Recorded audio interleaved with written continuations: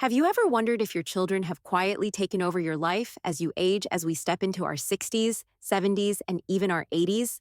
The lines between love duty and silent resentment can get blurry. Especially when it comes to our children, it may start with love and support, but over time, you put your needs, last stay quiet, and lose control of your own time. In this video, we're diving into 5 quiet but powerful signs that you've unknowingly become a slave to your children. Not a parent, not a mentor, but someone stuck in a role that no longer serves your peace, health, or dignity. And here's why you should keep watching. Some of these signs may feel oddly familiar, but until you name them, you can't change them. And naming them might just help you reclaim your time, your choices, and your sense of self. Stay tuned until the end, because once you recognize these patterns, you'll see how small shifts can bring big freedom, not just from obligation, but toward a life that still belongs to you. Now let's get started. Sign 1: constantly putting their needs above your health. One of the clearest signs you've slipped into servitude is when your children's needs repeatedly come before your own physical and emotional well-being. It might seem noble at first, skipping your checkup because they need a babysitter, pushing back your medication refill to help cover their bills, or driving across town in pain, just because they asked. But over time, this kind of pattern drains you both inside and out. When you consistently make choices that neglect your own body's signals, you're not just being generous, you're disappearing. You may tell yourself it's just for now, or that's what parents do, but when just for now becomes months or years, the cost becomes undeniable. Psychologically, this kind of behavior can stem from deeply rooted identity roles. Many older parents have built their sense of value around being needed, but there's a difference between being needed and being used. One brings fulfillment, the other erodes you day by day. And here's what makes it so tricky. Your children may not even realize it's happening. If you never say no, they assume you're always available. If you never show discomfort, they assume you're always fine. The cycle continues, not because they're cruel, but because you've trained them unconsciously to believe that your limits are endless. Take Mary, a 74-year-old grandmother from Ohio. She started babysitting her daughter's 3 children 5 days a week after retiring. It was supposed to be temporary. But 5 years later, she was still spending 40 hours a week caring for the kids, missing her own book club doctor visits, and even a long-awaited trip with friends. She loved her grandkids dearly. But eventually, she admitted she didn't recognize her own life anymore. If this sounds familiar, it's time to ask yourself a hard but loving question. Are you helping out of choice or out of fear of what might happen if you stopped? That distinction can tell you everything you need to know about where you stand. When your health and peace are constantly sacrificed for someone else's comfort, you're not parenting, you're surrendering, and you deserve better. Sign 2: feeling guilty for saying no. The second sign is subtle but powerful. You feel guilty every time you say no. Even when your reasons are perfectly valid, guilt is a normal emotion. But when it becomes your default reaction to setting healthy boundaries, that's not love. It's emotional conditioning. Over the years, many parents fall into the habit of equating no with failure. They believe that if they don't show up every single time, they're somehow letting their child down. But that's not true. That's not love. That's guilt wearing a disguise. Here's the psychological route. When you've spent decades prioritizing your children's happiness, it can feel wrong, almost selfish, to prioritize your own. But growing older doesn't mean you owe them more. It means you've earned the right to reclaim space for yourself. If your child reacts with disappointment or frustration when you say not today or I need to rest, ask yourself, are they responding to the boundary itself or the fact that you've never set one before? There's a saying among therapists: the first time you set a boundary with someone who's used to having none, they won't see it as healthy. They'll see it as betrayal. That's not your problem. That's their adjustment. For example, take Roger, a 79-year-old retired teacher from Florida. Every Sunday, he drove 2 hours each way to mow his son's lawn. Because my son works hard and I want to help. When his knees started bothering him, he hesitated to say anything. Eventually, when he did mention it, his son offered to hire a gardener but added, "I just thought you liked doing it." Roger realized he'd been suffering in silence, not because his son was demanding, but because he had never voiced his own limits. If you say yes out of guilt, not joy or willingness, that yes becomes a quiet form of resentment, and that resentment doesn't just sit still, it grows. Saying no when needed doesn't make you a bad parent. It makes you an honest one who respects themselves enough to choose wisely rather than be ruled by obligation. If you're still watching this video and finding these insights valuable, please comment number 2 below to let me know you're here. And if you haven't subscribed yet, I recommend you subscribe and turn on the bell so you don't miss any videos. Your support helps us continue creating good content to inform and inspire you. Now let's move forward. Sign 3, giving financial support you can't afford. The third sign is one that many older parents fall into without realizing how deep it goes. You continue giving financial support to your children even when it stretches your own limits or puts your retirement at risk. Let's be clear, helping out once in a while isn't the issue. The problem begins when giving becomes a pattern. You can't sustain yet feel too obligated or too afraid to stop. Money is never just about money. Especially within families, it carries deep emotional weight: love, duty, guilt, fear of abandonment. You might think they're struggling. What kind of parent would I be if I didn't step in? But ask yourself this: what happens when your kindness compromises your own stability, when you're hesitating to turn the heater on in winter just to cover your daughter's rent or delaying medical care so your grandson can go to summer camp? Here's the hard truth: sacrificing your well being for your adult child's comfort isn't noble, it's unsustainable. And often it doesn't even serve them. It can create dependence, not resilience; entitlement, not appreciation. And it sets a precedent that says, my needs come second. Always take Helen, 74, who quietly withdrew from her monthly walking club to save gas money. Why? Because she was sending $300 a month to her son, who just needed help getting on his feet. But that help had been going on for 3 years. When she finally mentioned she might need to cut back, her son replied, "But Mom, you always said you'd be there for me." And that's the moment Helen realized he didn't see her as someone with limits. He saw her as a resource.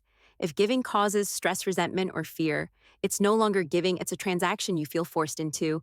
And that's no way to build a healthy relationship. You have every right to say, I need to put myself first right now. You're not turning your back on your child.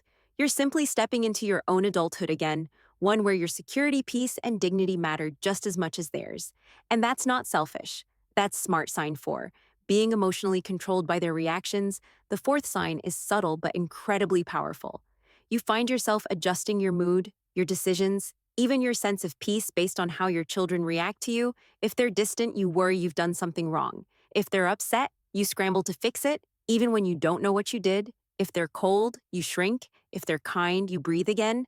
This kind of emotional tether isn't love, it's captivity. When your peace depends on someone else's temperature, you've lost something essential. Your center, it may have started decades ago when they were toddlers, and you had to regulate everything around them to keep them safe. But they're not toddlers anymore, and you're not just their parent, you're also your own person. Emotional dependency, like this, shows up in ways we rarely talk about. You delay plans with friends because your daughter might call and need to talk. You say yes to things you don't want to do, just to avoid the sign or the silence on the other end of the phone. You replay conversations in your head, wondering if you said something wrong, because they seemed off. And the worst part: over time, it chips away at your self-trust. You stop asking yourself what you think, what you want, what feels right to you, because you're too busy monitoring their reactions like a thermostat. I remember George, a 78-year-old man I met through a community support group. His grown son in his 40s rarely called unless he needed something. But if George didn't pick up right away, he'd get a passive-aggressive message. Guess I'll figure it out myself, and George every time would feel like a failure. A man who'd fought in 2 wars and built a business from scratch, reduced to a nervous wreck over a single missed call. And if that sounds like something you've experienced, you are not alone. Many older parents find themselves afraid to upset their children, walking on emotional eggshells to keep the peace. But ask yourself this: what kind of peace is it if it comes at the cost of your own? You don't need to earn their love by constantly managing their emotions. Real love doesn't demand that you silence your own. And if your presence is only welcome when you're useful, silent, or agreeable, that's not a relationship. That's servitude. You deserve space to breathe. That's not rejection. That's self-respect. If you're still watching this video and finding these insights valuable, please comment number 4 below to let me know you're here. And if you haven't subscribed yet, I recommend you subscribe and turn on the bell so you don't miss any videos. Your support helps us continue creating good content to inform and inspire you. Now let's move forward. Sign 5, giving up your own needs to keep the peace. The fifth sign may not always feel dramatic, but it's one of the most exhausting forms of self-betrayal. When you stop honoring your own needs, your own comfort, even your own pain, just to avoid conflict with your children, you brush off your back pain so you can babysit. You skip meals or appointments to drive them across town. You say yes when everything in your body is whispering no, and you tell yourself it's love. But deep down, you know it's something else. It's fear of upsetting them, fear of being called selfish, fear that if you stop overgiving, you'll lose them altogether. This isn't about one act of kindness or support. Every parent sacrifices that's part of the role. But when the pattern continues into your 70s and 80s, and when your own health time and energy get constantly pushed aside, you have to ask, is this still love or is it imbalance? It's easy to fall into this trap when your identity for decades has been wrapped around being the provider.